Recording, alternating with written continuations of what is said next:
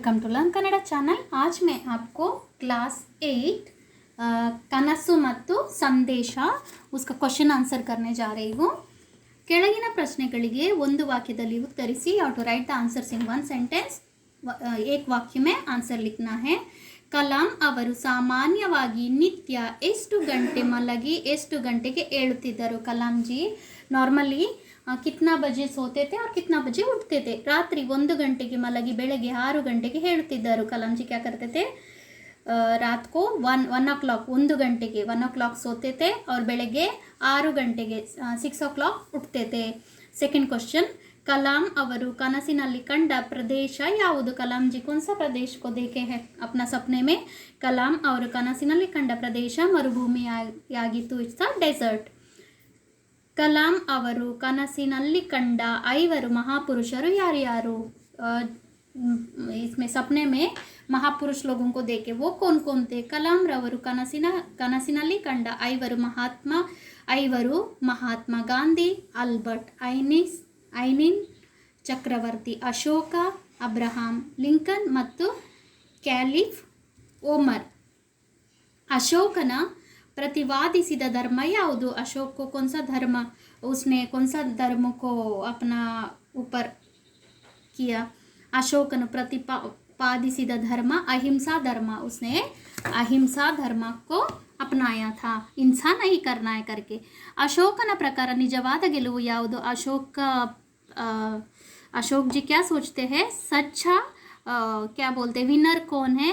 अशोकನ प्रकार शांति नेಮ್ಮದಿಯ साम्राज्य निर्माणवे निजवाद ಗೆಲುವು। शांति से जो हम निर्माण करते हैं वही सच्चा विनर है।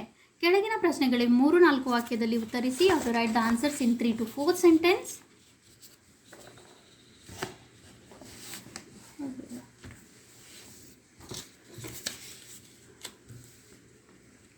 ಕಲಾಂ ಅವರು ರಾಂಚಿಯಿಂದ बोकारोಗೆ ವಿಮಾನದಲ್ಲಿ ತೆರಳುವಾಗ ಯಾವ ಘಟನೆ ನಡೆಯಿತು? जब कलाम जी रांची से बोकारो जा रहे थे तब क्या हुआ था इसमें ಏರೋಪ್ಲೇನ್ में ಫ್ಲೈಟ್ में?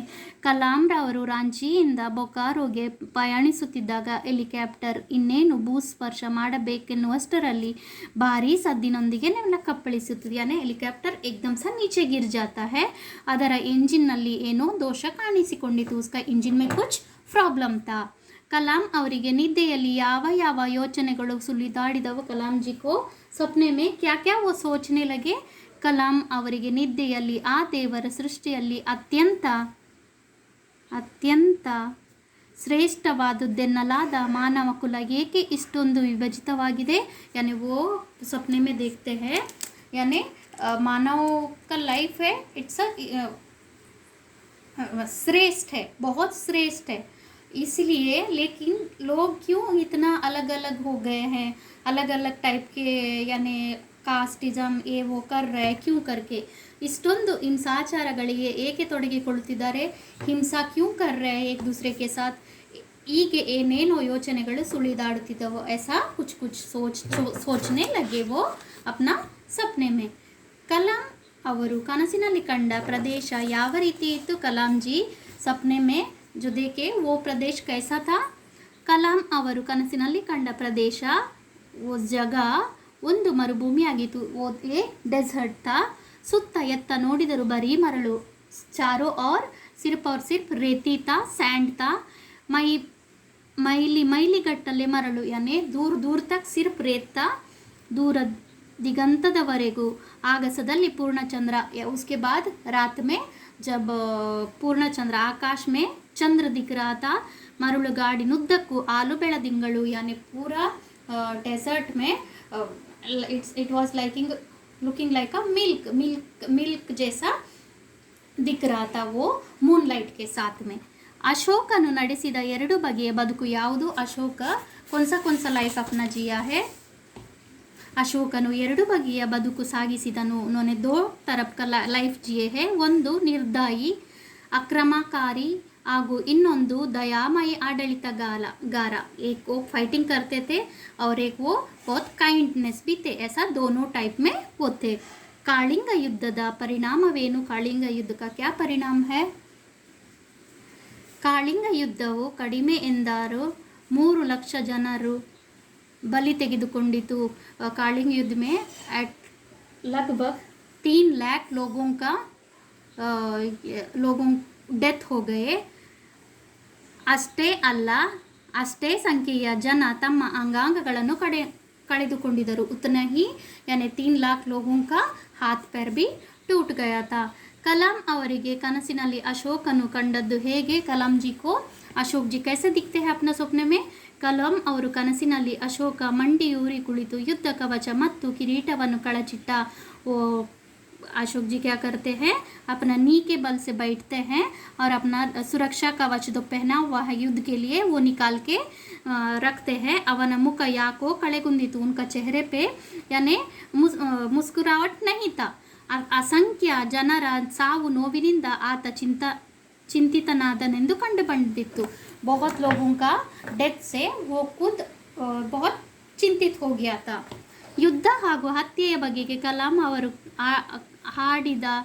ಕಾಡಿದ ಪ್ರಶ್ನೆಗಳವು. युद्ध के बारे में, हत्याओं के बारे में कलाम जी क्या सोचते हैं? ಯುದ್ಧ ಹಾಗೂ ಹತ್ಯೆಯ ಬಗೆಗೆ ಕಲಾಂ ಅವರನ್ನು ಕಾಡಿದ ಪ್ರಶ್ನೆಗಳೇನೆಂದರೆ, ಈ ಕಾಳಿಂಗ ಯುದ್ಧವಾದರೂ ಯಾಕಾಯಿತು? ಈ ಯುದ್ಧ ಕ್ಯೂ ಹುವಾ?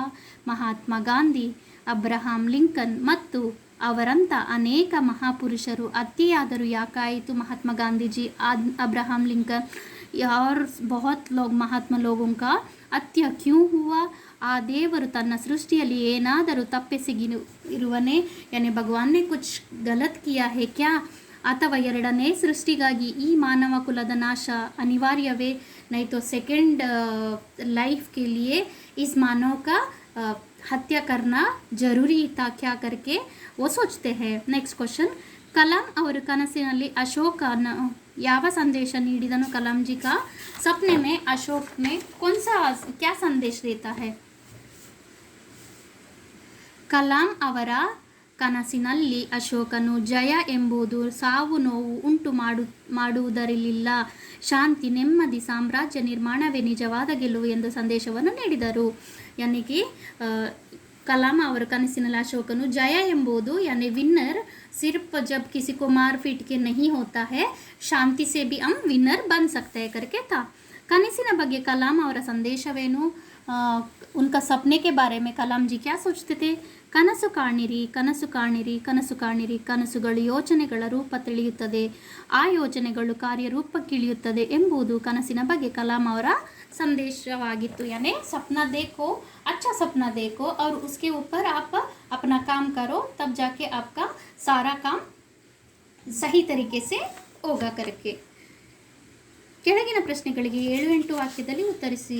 This answers I just read the answers. Already I have explain the lesson, so please listen carefully.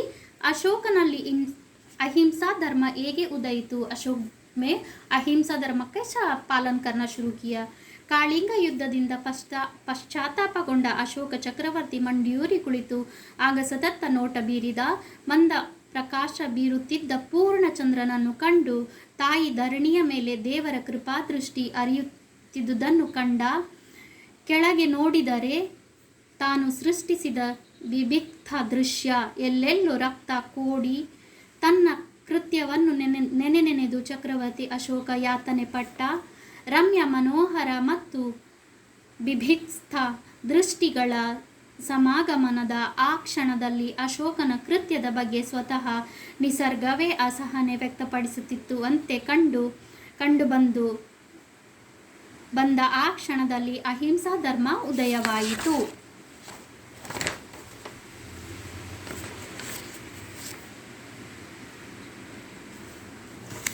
उसके बाद ಕಲಾಂ ಅವರ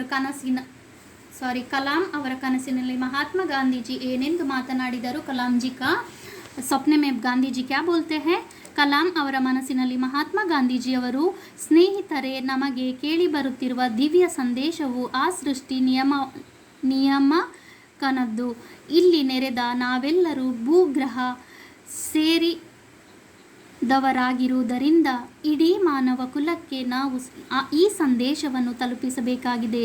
ನಾನಾ ಜಾತಿ, ಜನಾಂಗ, ಮತಧರ್ಮ ಹಾಗೂ ಭಾಷೆಗಳ ಜನರು ಶಾಂತಿ ನೆಮ್ಮದಿಯಿಂದ ಏಳಿಗೆ ಸುತ್ತ ಹೇಗೆ ಬಾಳಬಹುದು ಎಂಬುದು ನಾವು ತಿಳಿಸಿಕೊಡಬೇಕಾಗಿದೆ.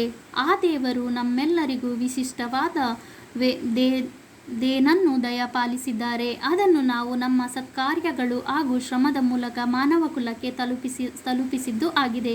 ಆದರೆ ಅದರ ಪರಿಣಾಮ ಬೀರಿದೆಯೇ? ಅದಕ್ಕಾಗಿ ಯಾವುದಾದರೂ ಒಂದು ದಿವ್ಯ ಸಂದೇಶ ಅಥವಾ ತತ್ವ ಇದೆಯೇ? ದೈವಿಕ ಸೌಂದರ್ಯವು ಮಾನವನ ಹೃದಯವನ್ನು ಪ್ರವೇಶಿಸುವಂತಾಗಬಾರದು. ಇದು ಸಾಧ್ಯವೇ ಎಂದು ಪ್ರಶ್ನಿಸಿದರು. ನೆಕ್ಸ್ಟ್, ಮಾನವನು ತನು ಮನಗಳಲ್ಲಿ ಸುಖ ಸಂತೋಷ ಅರಳಲು ಏನು ಮಾಡಬೇಕು? ಅಶೋಕ ಚಕ್ರವರ್ತಿ ಸಾರಿದ ಅಹಿಂಸಾ ಪರಮೋ ಧರ್ಮ ಸಿದ್ಧಾಂತಗಳ ಮೂಲಕ ಮಾನವನ ನಡುವಿನ ಪ್ರೀತಿಯ ಮಹತ್ವವನ್ನು ಅರಿಯಬೇಕು. ಗಾಂಧೀಜಿ ಹೇಳಿದಂತೆ ನಾನಾ ಜಾತಿ ಜನಾಂಗ ಮತಧರ್ಮ ಭಾಷೆಗಳ ಜನರು ಶಾಂತಿ ನೆಮ್ಮದಿಯಿಂದ ಏಳಿಗೆ ಸಾಧಿಸುತ್ತಾ ಬಾಳಬೇಕು. ದೈವಿಕ ಸೌಂದರ್ಯವು ಮಾನವ ಹೃದಯವನ್ನು ಪ್ರವೇಶಿಸುವಂತಾಗಬೇಕು ಮತ್ತು ಅಶೋಕ ಚಕ್ರವರ್ತಿ ಹೇಳಿದಂತೆ ಜಯ ಎಂಬುದು ಸಾವು ನೋವು ಉಂಟು ಮಾಡುವುದರಲ್ಲಿಲ್ಲ. ಶಾಂತಿ ನೆಮ್ಮದಿಯ ಸಾಮ್ರಾಜ್ಯವೇ ನಿಜವಾದ ಗೆಲುವು. ನೆಕ್ಸ್ಟ್, ಸಂದರ್ಭದೊಡನೆ ವಿವರಿಸಿ. थोड़ा मैं शॉर्ट करके बताती हूँ या संदर्भ सहित आपको विवरण करना है. ನಾವು ನಿಜಕ್ಕೂ ಅದೃಷ್ಟ ಮಾಡಿರಬೇಕು. हम सही में वी आर रियली लकी. ಈ ವಾಕ್ಯವನ್ನು ಅಬ್ದುಲ್ ಕಲಾಂ ರಚಿಸಿರುವ ಪ್ರಜ್ವಲಿತ ದ್ವೀಪಗಳು ಎಂಬ ಪುಸ್ತಕದಿಂದ ಆಯ್ದು ಕನಸು ಮತ್ತು ಸಂದೇಶ ಎಂಬ ಪಾಠದಿಂದ ಆರಿಸಿಕೊಳ್ಳಲಾಗಿದೆ. ಇತನಾ ಆಪ್ ಲರ್ನ್ ಕರೋ, ಸಾರಾ ಕ್ವಶನ್ ಕಾ ಏಕ್ ಹಿ रहेगा. ಈ ಮಾತನ್ನು ಲೇಖಕರು ಓದುಗರಿಗೆ ಹೇಳುತ್ತಾರೆ. ಉತ್ನಾ ಹಿ ಸಫಿಶಿಯೆಂಟ್ है. लेखक जी जो पढ़ते हैं उनको बोलते हैं. ನೆಕ್ಸ್ಟ್, ನನ್ನ ಅತ್ಯಂತ ಮೆಚ್ಚಿನ ಮಹಾಪುರುಷರು ಅವರು, ನಾನು ಆರಾಧಿಸುವಂತವನು. ಈ ವಾಕ್ಯವನ್ನು ಮೇರಾ ಸಬ್ಸೆ ಪ್ಯಾರಾ ಮಹಾಪುರುಷ ಓ ಹೈ ಕರ್ಕೆ, ಈ ವಾಕ್ಯವನ್ನು ಅಬ್ದುಲ್ ಕಲಾಂ ಅವರು ರಚಿಸಿರುವ ಪ್ರಜ್ವಲಿತ ದ್ವೀಪಗಳು ಎಂಬ ಪುಸ್ತಕದಿಂದ ಆಯ್ದು ಕನಸು ಮತ್ತು ಸಂದೇಶ ಎಂಬ ಪಾಠದಿಂದ ಆರಿಸಿಕೊಳ್ಳಲಾಗಿದೆ. ಈ ಮಾತನ್ನು ಲೇಖಕರು ಓದುಗರಿಗೆ ಹೇಳುತ್ತಾರೆ. ಉದ್ಯೋಗ ನಿವಾರಣೆಗೆಂದು ಔಷಧಿ ತೆಗೆದುಕೊಂಡು ಬೇಗನೆ ನಿದ್ರಿಸಿ ನನಗೆ ಅದು ಸವಿನಿದ್ದೆಯಂತೂ ಆಗಿರಲಿಲ್ಲ. ಮಾನವ ಕುಲ ಏಕೆ ಇಷ್ಟೊಂದು ವಿಭಜಿತವಾಗಿದೆ? ಇಷ್ಟೊಂದು ಹಿಂಸಾಚಾರಗಳಲ್ಲಿ ಏಕೆ ತೊಡಗಿಕೊಳ್ಳುತ್ತದೆ? ಹಾಗೆ ಏನೇನು ಯೋಚನೆಗಳು. ನೆಕ್ಸ್ಟ್, ಅಹಿಂಸಾ ಧರ್ಮದ ಉದಯವಾಯಿತು. ಈ ವಾಕ್ಯವನ್ನು ಅಬ್ದುಲ್ ಕಲಾಂ ಅವರು ರಚಿಸಿರುವ ಪ್ರಜ್ವಲಿತ ದ್ವೀಪಗಳು ಎಂಬ ಪುಸ್ತಕದಿಂದ ಆಯ್ದು ಕನಸು ಮತ್ತು ಸಂದೇಶ ಎಂಬ ಪಾಠದಿಂದ ಆರಿಸಿಕೊಳ್ಳಲಾಗಿದೆ.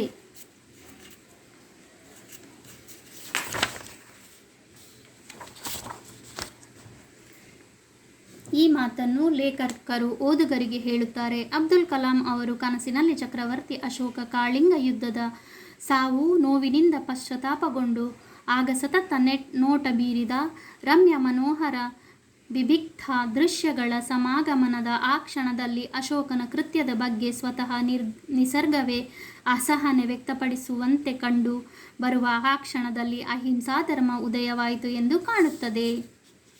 ನೆಕ್ಸ್ಟ್, ಶಾಂತಿ ನೆಮ್ಮದಿ ಸಾಮ್ರಾಜ್ಯ ನಿರ್ಮಾಣವೇ ನಿಜವಾದ ಗೆಲುವು. ಶಾಂತಿ ನೆಮ್ಮದಿ ಸಾಮ್ರಾಜ್ಯ यानी शांति का निर्माण ही अच्छा है करके सच्चा विनर है. ಈ ವಾಕ್ಯವನ್ನು ಅಬ್ದುಲ್ ಕಲಾಂ ಅವರು ರಚಿಸಿರುವ ಪ್ರಜ್ವಲಿತ ದ್ವೀಪಗಳು ಎಂಬ ಪುಸ್ತಕದಿಂದ ಆಯ್ದು ಕನಸು ಮತ್ತು ಸಂದೇಶ ಎಂಬ ಪಾಠದಿಂದ ಆರಿಸಿಕೊಳ್ಳಲಾಗಿದೆ. ಈ ಮಾತನ್ನು ಅಶೋಕ ಚಕ್ರವರ್ತಿ ಅಬ್ದುಲ್ ಕಲಾಂ ಅವರ ಕನಸಿನಲ್ಲಿ ಹೇಳುತ್ತಾನೆ. ಕೆಳಗಿನ ವಾಕ್ಯಗಳಿಗೆ ಸ್ವಂತ ವಾಕ್ಯ. You have to make your own sentence. ದಿಟ್ಟಿಸು ಯಾನೆ ಗೌರ್ ಸೆ ದೇಖ್ನಾ. ನಾವು ತಪ್ಪು ಮಾಡಿದಾಗ ಗುರುಗಳು ನಮ್ಮನ್ನು ಕೋಪದಿಂದ ದಿಟ್ಟಿಸುತ್ತಾರೆ. हम जब गलती करते हैं तो गुरुजी अपने तरफ से गुस्से से देखते हैं. पवाड़ा सदृश यानी कि कोई भी एक्सीडेंट से बचना. ಹೆಲಿಕಾಪ್ಟರ್ನ ಆಘಾತದಲ್ಲಿ ಅಬ್ದುಲ್ ಕಲಾಂ ಅವರು ಪವಾಡ ಸದೃಶ ರೀತಿಯಲ್ಲಿ ಪಾರಾದರು. ಹೆಲಿಕಾಪ್ಟರ್ का एक्सीडेंट से अब्दुल कलाम जी बच गए. ಕೃಪಾದೃಷ್ಟಿ, ದೇವರ ಕೃಪಾದೃಷ್ಟಿ ಸದಾ ನಮ್ಮ ಮೇಲಿರಬೇಕು. ಕೃಪಾದೃಷ್ಟಿ यानी भगवान का आशीर्वाद. It's like it should be there with us. सविनिद्दे यानी कि sweet. It's like without disturbance होके सोना. ಮಕ್ಕಳು ಪ್ರತಿದಿನ 7 ರಿಂದ 8 ಗಂಟೆ ಕಾಲ ಸವಿನಿದ್ದೆಯನ್ನು ಮಾಡಬೇಕು. ಬಚ್ಚೆ 7 से 8 घंटा ವಿದೌಟ್ ಎನಿ ಡಿಸ್ಟರ್ಬೆನ್ಸ್ ಸೋನಾ ಚಾಹಿಯೆ. ಅಹಿಂಸೆ. ಅಶೋಕ ಚಕ್ರವರ್ತಿ ಅಹಿಂಸೆಯನ್ನೇ ಧರ್ಮವೆಂದು ಸಾರಿದ. ಅಹಿಂಸಾ. ಶಿರಾಸವಾಸಿ. ಗುರುಗಳು ಹೇಳುವ ಬುದ್ಧಿ ಮಾತು ಶಿರಾಸವಾಸಿ ಪಾಲಿಸಬೇಕು. ಸತ್ಕಾರ್ಯ. ನಾವು ಸತ್ಕಾರ್ಯವನ್ನು ಮಾಡಿದರೆ ಅದರಿಂದ ನಮಗೆ सत्वलवे ದೊರೆಯುತ್ತದೆ. सत्कार्य यानी अच्छा काम करना. यदि हम अच्छा काम किया तो अपने को अच्छा होता है. ಕೆಳಗಿನ ಪದಗಳಿಗೆ ತತ್ಸಮ ತದ್ಭವ. ತತ್ಸಮ ತದ್ಭವ is the old Kannada and the new Kannada.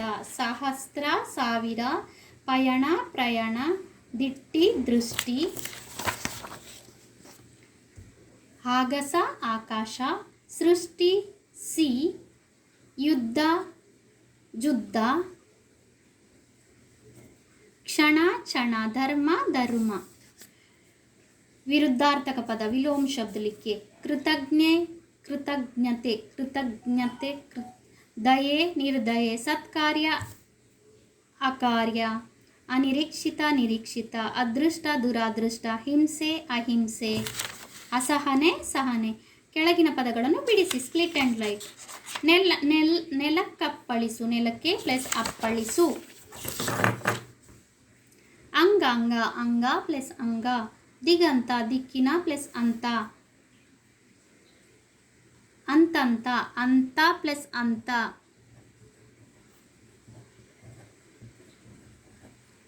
Digvijaya. ದಿಕ್ plus ವಿಜಯ. ಕಳೆಗುಂದು. ಕಳೆ ಪ್ಲಸ್ ಕುಂದು.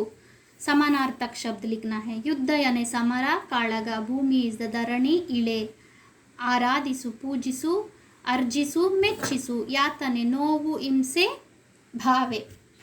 जिन्होंने भी अभी तक मेरा चैनल सब्सक्राइब नहीं किया है please subscribe my channel. Thank you.